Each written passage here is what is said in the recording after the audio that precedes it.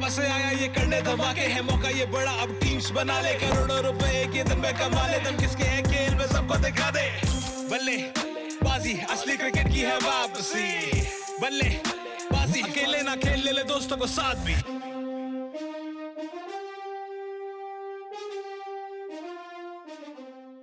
तो जी Chennai super Kings इस बार मिल रही है काफ़ी उनको एक ब्रेक मिला ठीक ठाक। उसके बाद अब आज उनका मैच है सनराइजर्स हैदराबाद के साथ। अब दोनों ही टीम्स सिर्फ एक ही जीत है दोनों के नाम, और सनराइजर्स के पास फॉर्चुनेटली ये हुआ है कि उनके पास 2 हार के बाद एक जीत आई है, जो लास्ट मैच है वो जीते हैं।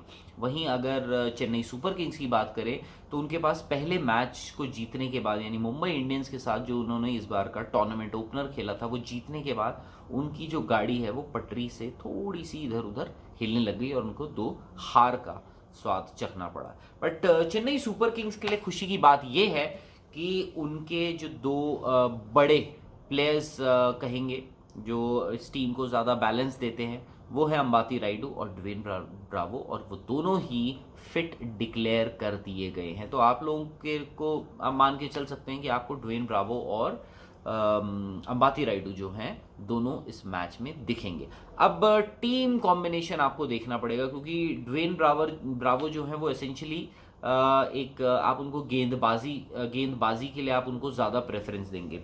पर पिछले मैच में अगर आपको याद हो, जॉश हेजलवुड को लेकर आए थे लुंगी इंगिडी की जगह, और जॉश हेजलवुड ने अच्छी खासी गेंदबाजी करी थी। तो क्या आप ड्वेन ब्रावो को सीधे सीधे जॉश हेजलवुड की जगह रख लेंगे? यार मुझे लगता है कि आप वो ना छेड़ें तो बेटर रहेगा। पर फिर आपको ये देखना तो होगा कि टीम कॉम्बिनेशन क्या बनता है, बैलेंस क्या बनता है। अब उस टीम बैलेंस को बनाने के लिए आपके पास फाफ डुप्लेसी से आप ओपन करवा सकते हैं, उनके साथ आप अंबाती रायडू से ओपन करवा लीजिए, और उसके बाद ऋतुराज गायकवाड़, और नंबर 4 पे महेंद्र सिंह धोनी। और इसमें ये मैं आपको उस कंडीशन में बता रहा हूँ कि आपके लिए शेन वॉटसन जो हैं उनको आप बाहर बैठा रहे हैं और ड्वेन ब्रावो को आप उनकी जगह लेकर आ रहे हैं। अगर आप और से बट उसमें आप बोलेंगे अगर मैं एक गेंदबाज को लेकर आता हूं जो प्राइमरीली गेंदबाज हैं, ड्वेन ब्रावो की एबिलिटी बैट से भी है, वो बड़ी ईंटें लगा सकते हैं और मैच भी जिता सकते हैं बैट से, बट उनको प्राइमरीली ये माना जाता है कि एक तो अच्छे डेथ बॉलर हैं, विकेट टेकिंग बॉलर हैं। तो अगर आप ड्वेन ब्रावो को एक प्राइमरीली एक फास्ट बॉलर को अगर एक बैट्समैन की जगह लेकर आते हैं तो इसका मतलब आप अपनी बैटिंग कमजोर कर रहे हैं।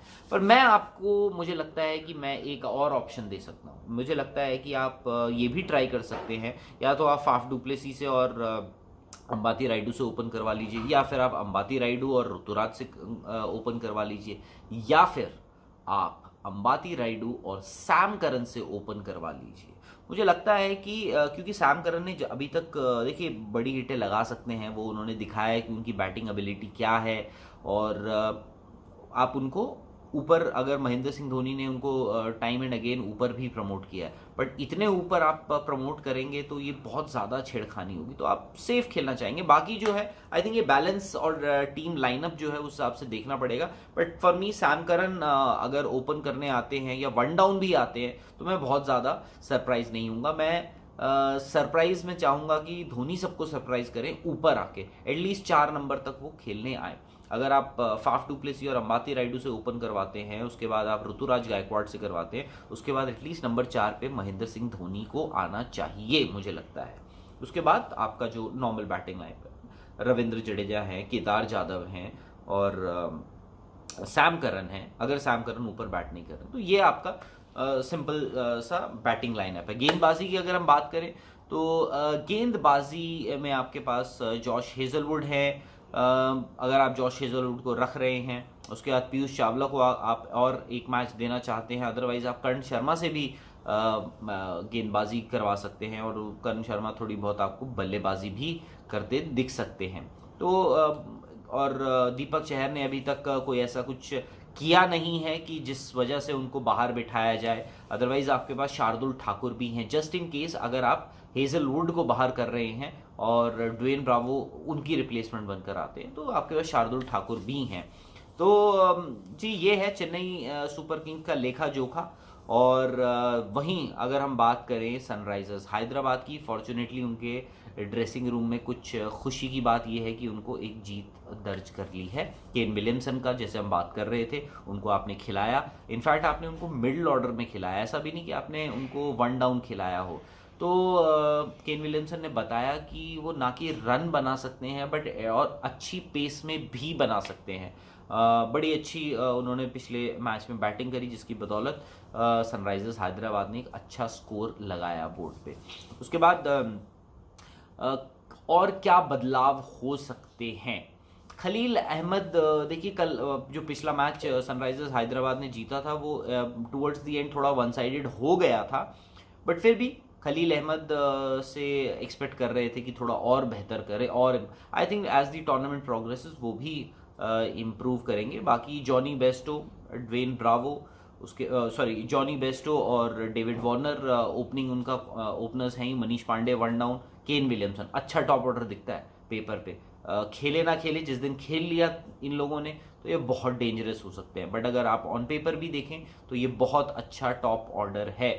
उसके बाद अब्दुल समाद जम्मू कश्मीर से आते हैं, उन्होंने दिखाया कि उनकी एबिलिटी क्या है, जिस हिसाब से उन्होंने बड़ी हिटें लगाई, ग्राउंड को कैसे इजीली उन्होंने क्लियर किया था, तो ये है। उसके बाद अभिषेक शर्मा भी हैं। गेंदबाजी, भुवनेश्वर कुमार ज़बरदस्त गेंदबाजी करी उन्होंने पिछले मैच में, तो ये है। और आपके पास स्पिनर्स भी हैं, आपके पास राशिद खान है, उन्होंने भी पिछले मैच में जिस हिसाब से गेंदबाजी करी। तो मुझे लगता है जैसे जैसे टूर्नामेंट आगे बढ़ रहा है, टीम्स को अपना बैलेंस भी समझ आ रहा है, आपको अपने प्लेयर्स की फॉर्म भी समझ आ रही है। कुछ लोग अपने प्लेयर्स को, और जो बड़े प्लेयर्स हैं जिनकी फॉर्म नहीं आ रही, आपको थोड़ा उनको शुरू में एक्सपोजर भी देना पड़ेगा, खिलाना भी पड़ेगा, ताकि यह है कि जी फॉर्म आने में भी थोड़ा टाइम लग सकता है।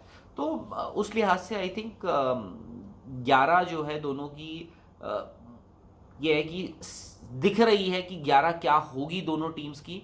बस ये है कि चेन्नई सुपर किंग्स को ये फिगर आउट करना है कि उनकी एग्जैक्ट बैटिंग ऑर्डर क्या होगा। बाकी जो कॉम्बिनेशन है, मुझे लगता है कि हो सकता है वो सेफ खेले, हो सकता है वो फाफ डू प्लेसी और अंबाती राइडू के साथ ओपन करें, और शेन वॉटसन जो हैं उनको थोड़ा बाहर बैठना पड़े कुछ मैचेस के लिए, जब तक कि आपकी ज़रूरत दोबारा नहीं पड़ती है। तो ये है।